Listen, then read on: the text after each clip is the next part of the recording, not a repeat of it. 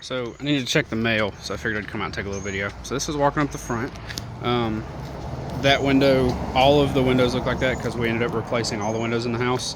This wall is wrapped because we had to tear it out and replace it due to termite damage.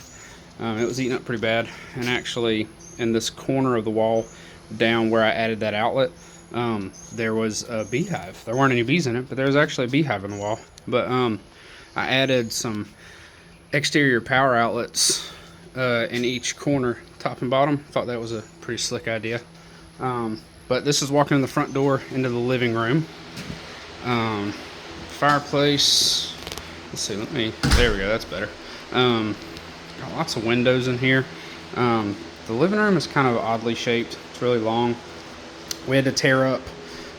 It's about 3 feet ish. Had to tear up all that flooring because the subfloor was rotted out. Had to replace it. Just now getting the drywall finished. This wall was originally solid, so we opened that up because the kitchen's on the other side of that wall, so it made no sense to have to walk around through here. This is the dining room area. We also had to tear up all of the floor in here, and this is the kitchen. We had to completely redo the kitchen subfloor. But yeah, originally that wall was closed, so when you were in the kitchen, you couldn't see anything except for right here into the dining room, which sucked. So also this was just a regular doorway sized opening. There was like a wall that went all the way up and down, and it was just a door walking into the kitchen, and so we opened this up. This opening right here is about the same size, but when we gutted and tore all the drywall off, we found that there were about three or four ceiling joists running that way, so this wall is load bearing right here, and it was just a double top plate, and it was sagging terribly, so we had to put a beam in there. Because we opened this up, same thing, we had to put a beam in there. This we added on, so this doorway right here was down at that corner of the kitchen and went out onto a little back porch where the previous owners had their like washer and dryer. We had to tear out and rebuild this wall because of the addition that we added on, but then also there were termite damage in it, so we decided to flip the door and put it down here. So this door goes into the laundry room, so a nice little double window there. We'll have the washer and dryer over here. I'll do like a pantry cabinet here. Water heater will go right there.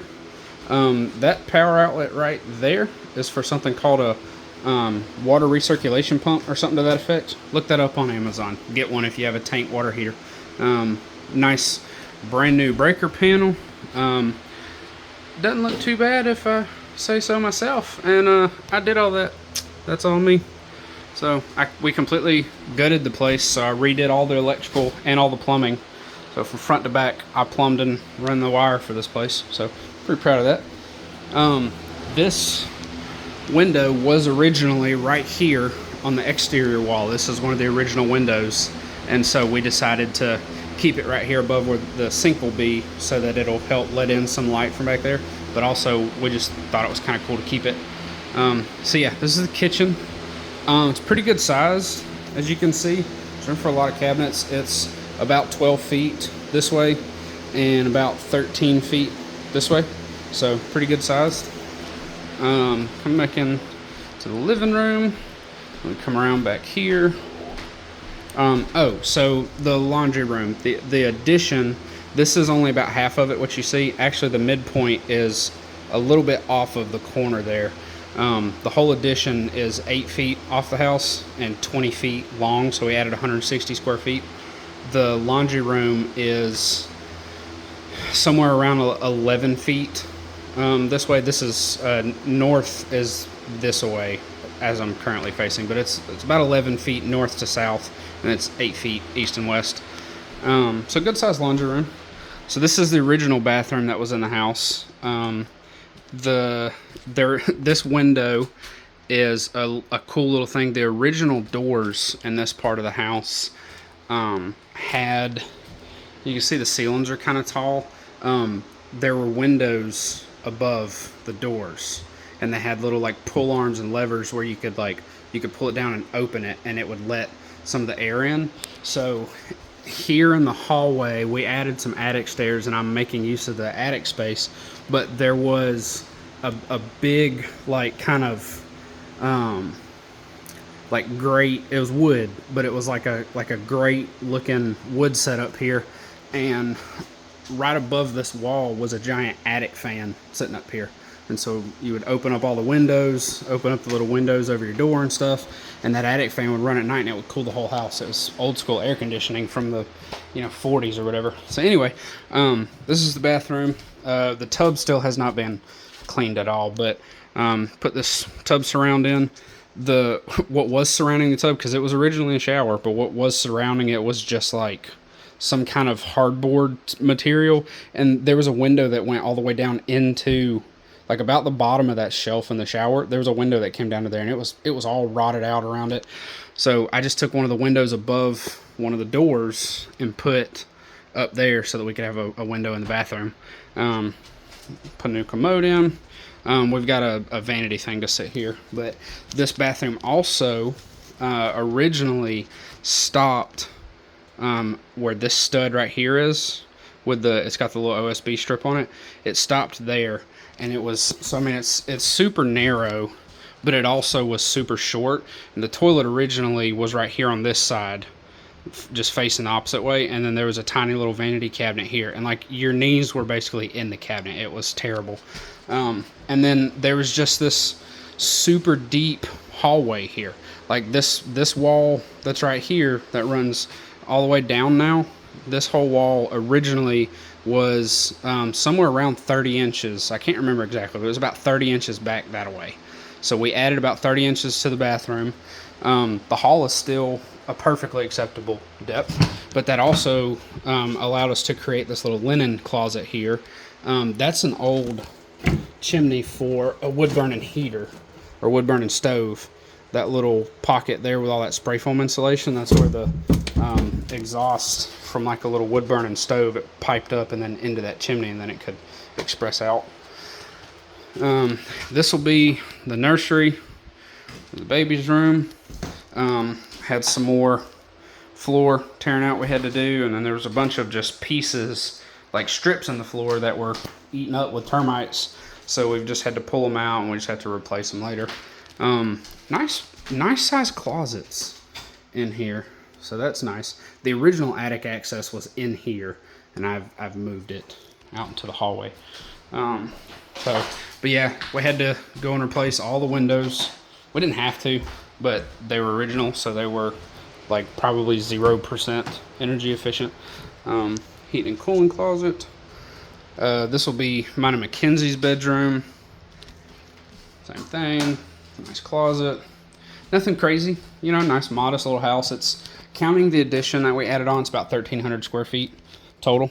You can't see it because of this insulation here, but the other closet flange is down there. There'll be a toilet here, and then so this is the bathroom. The other half of the addition is the bathroom. So again, we're about 8 feet this way, and then this way it's somewhere around 9 feet. So we'll have a double vanity here that you can see is plumbed in for, light fixture above them. Got a nice little window that I'm gonna figure out some way to frost. And then I put in a nice little shower. It's a 4 foot this way instead of 5 foot like a standard tub. And that's because code on the toilet, you gotta have 15 inches either side of the center of the closet flange to meet code. And so I couldn't do a full size shower. But I mean, this one's plenty big enough. And it was pretty easy to install. And you can hear it's pretty solid. What you do is you pour, I can't remember what it was called, but it's some kind of like super sandy concrete mix. You pour that and spread it out on the floor, and then set the shower pan in that so that you can level it every way.